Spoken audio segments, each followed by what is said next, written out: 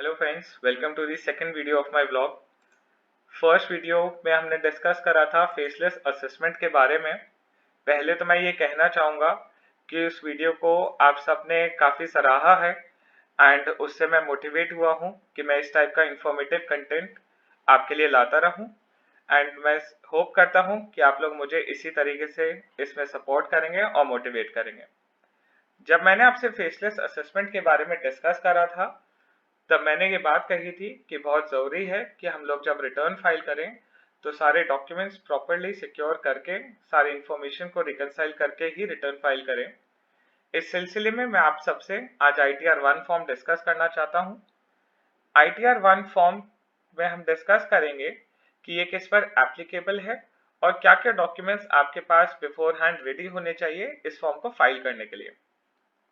ITR-1 is applicable on an individual who is resident जिसकी total income 50 lakh से कम हो। उसका सोर्स ऑफ इनकम में सैलरी हो सकता है, हाउस प्रॉपर्टी एक हो सकती है, एक से ज़्यादा हाउस प्रॉपर्टी होगी तो ये फॉर्म आप पे एप्लीकेबल नहीं होगा। अदर सोर्सेज जैसे कि इंटरेस्ट और agriculture income up to a value of 5000। अगर आप इन सब इनकम क्राइटेरियाज को सेटिस्फाई करते हैं प्लस दो नेगेटिव कॉनोटेशंस को आप सेटिस्फाई करते हैं तो आप ये रिटर्न फाइल करने के लिए एलिजिबल हैं। दो नेगेटिव कॉनोटेशंस इसमें ये हैं कि आप किसी भी कंपनी में डायरेक्टर नहीं होने चाहिए एंड सेकेंडली आपका कोई भी इन्वेस्टमेंट अनलिस्टेड इक्विटी शेयर्स में नहीं होना चाहिए। अगर आप ये सब क्राइटेरियाज को सेटिस्फाई करेंगे then you can go ahead and file this form. इस फॉर्म में 5 पार्ट्स हैं और 3 शेड्यूल्स हैं। हम इन पार्ट्स और शेड्यूल्स को वन बाय वन एनालाइज करेंगे और ये समझेंगे कि हमको इन पार्ट्स को और शेड्यूल्स को फिल करने के लिए क्या क्या रेलिवेंट डॉक्यूमेंट्स रखने हैं। पार्ट ए जनरल इंफॉर्मेशन के लिए आपके पास PAN copy, Aadhaar copy, email and mobile number ready रहना चाहिए। इसके बाद ये जो एक कॉलम है ये तभी रेलिवेंट है अगर आपकी रिटर्न ओरिजिनल नहीं है। इसका मतलब क्या है कि या तो वो रिवाइज रिटर्न है या आप डिफेक्टिव रिटर्न के अगेंस्ट वापस रिटर्न भर रहे हैं। उस केस में आपको अपनी ओरिजिनल रिटर्न की डिटेल्स इस कॉलम में फिल करनी है। फर्दर मूविंग ऑन, अगर आप ये रिटर्न किसी नोटिस के अगेंस्ट फिल कर रहे हैं तो आपके पास document identification number, date of such notice और ऑर्डर, इनकी डिटेल्स अवेलेबल होनी चाहिए।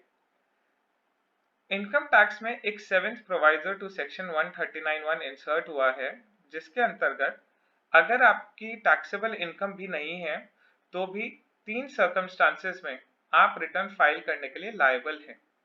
वो 3 सर्कमस्टांसेस ये हैं कि आपने एक या एक से ज़्यादा करंट अकाउंट में 1 करोड़ से ज़्यादा का डिपॉजिट करा है, आपने फॉरेन ट्रैवल पर 2 लाख से ऊपर का एक्सपेंडिचर करा है या आपने electricity consumption more than 1 lakh करा है। अगर तीनों में से कोई भी कंडीशंस में आप फॉल करते हैं तो आप इस कॉलम पर टिक करेंगे यस एंड प्लस उसकी रेलिवेंट डिटेल आप उस पर्टिकुलर कॉलम के सामने रखेंगे। तो सर ये हुआ part a general information. Moving on, हम आते हैं अपनी डिटेल्स ऑफ इनकम पर। जैसे कि हमने देखा डिटेल्स ऑफ इनकम में हमारे 3 सोर्सेज हो सकते हैं। वन इज सैलरी, इसके लिए आपके पास फॉर्म 16 या सैलरी सर्टिफिकेट होना चाहिए। सेकेंड इज हाउस प्रॉपर्टी जिसके लिए आपके पास रेंट एग्रीमेंट, म्युनिसिपल टैक्स की रिसीट और अगर कोई लोन ले रखा है तो उसका home loan and interest repayment certificate होना चाहिए। थर्डली हम आते हैं अदर सोर्सेज में।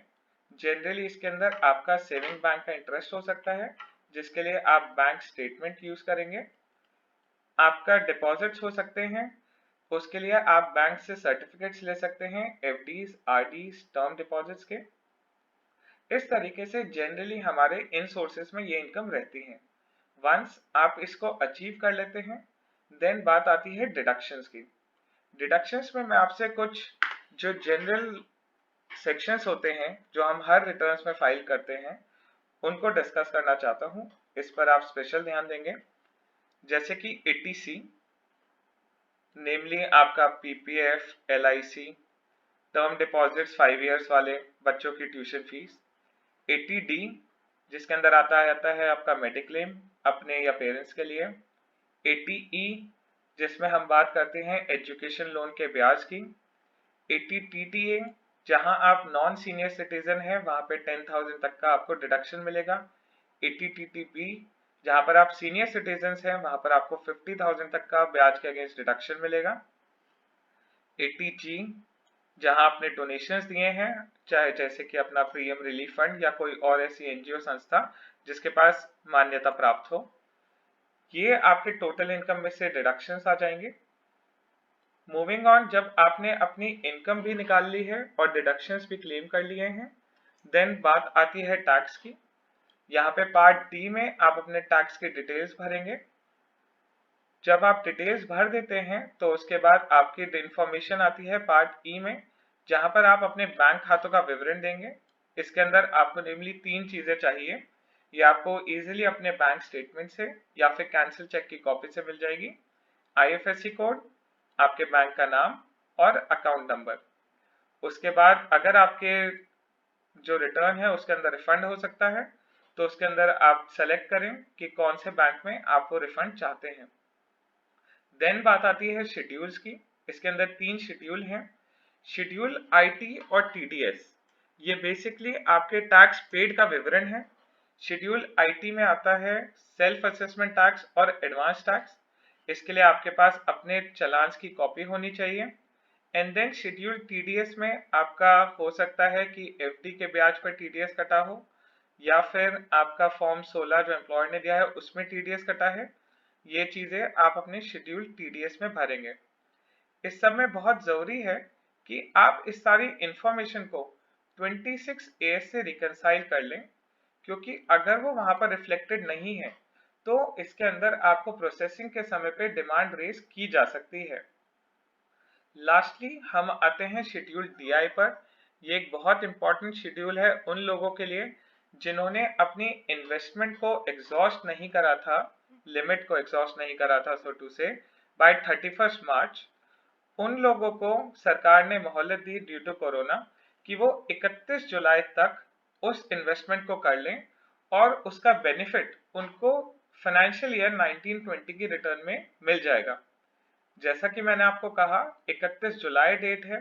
ये हार्ड कॉपी PDF फॉर्म में अभी चेंज नहीं है, इसलिए इसको 30 जून की जगह 31 जुलाई पढ़ें, क्योंकि पहले सरकार ने 30 जून तक की मोहलत दी थी, लेकिन फिर कोरोना की स्थिति को बढ़ता देखते हुए उन्होंने इसको 1 मंथ एक्सटेंड कर दिया था।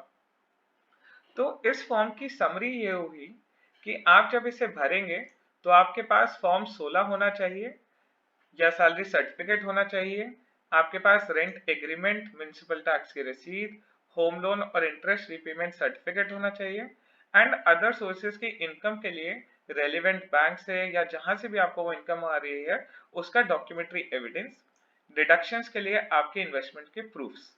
ये आपको total documents ITR 1 form fill करने के लिए रिक्वायर्ड है। आई होप ITR 1 फॉर्म को अब आप समझ गए हैं और आपको अब ये पता है कि आपको रिटर्न फाइलिंग करने से पहले कहां से अपने डॉक्यूमेंट्स कलेक्ट करने हैं। इसकी डिटेल मैं अपने सब्सक्रिप्शन के नीचे डिस्क्रिप्शन बॉक्स में भी आपको अवेलेबल करा रहा हूं, जिससे कि आप उससे वहां से एक लिस्ट को नोट कर लें और अकॉर्डिंगली अपनी रिटर्न्स की तरफ अग्रसर हो पाए। आई होप ये वीडियो आपको अच्छी लगी होगी एंड इन अ वे ये आपके लिए हेल्पफुल भी रही होगी। I would request you to subscribe to my channel by pressing on the subscription icon and by asking for notification by pressing on the bell icon. Thank you.